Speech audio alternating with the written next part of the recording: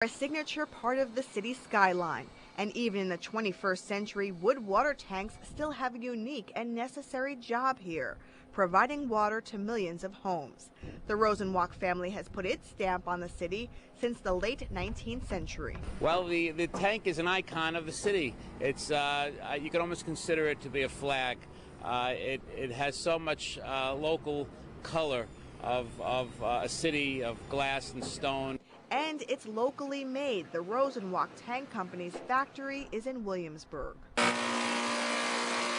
The lumber, which comes in from Western Canada, first passes through this machine, which sands the edges so they could stand side by side, fitting together without glue to make the tank's walls. The wooden beams are then taken here, where a saw trims the ends for this 12-foot high tank. The machine also cuts this groove, which will hold the floor in place. Next comes the floor. The wood again needs to be sanded. We have to make sure the sides are straight, no curves, no bows, for when we lay it down to make the bottom.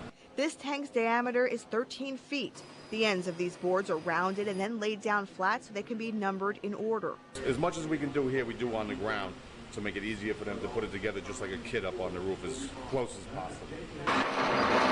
Metal rods will hold the tank together. On this machine, they're bent to specifications. The parts for the cone-shaped roof are cut and assembled for the kit. And then there's the hardware, each piece counted by hand. We have to do it by hand.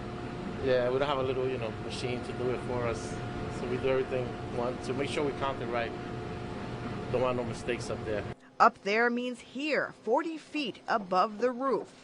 The pre-cut lumber is lifted piece by piece. Meantime, the crew of about 8 men also works on the plumbing.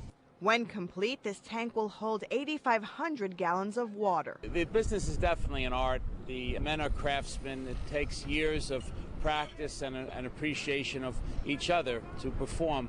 The metal rods are then wrapped around the tank and bolted in place. There's nothing in between the seams to hold the tank together, just the rods, and when it's filled with water, the wood swells and stays tight. The tanks are made like barrels. It's a simple process used for centuries, just on a larger scale. So how do you know if it's a Rosenwach water tank? By these letter R's that stick out on top. Also, over the last 3 years, Rosenwach has begun using these tan tops for its roofing, a visible tan line etched in the landscape. Jeanine, Ramirez, New York 1.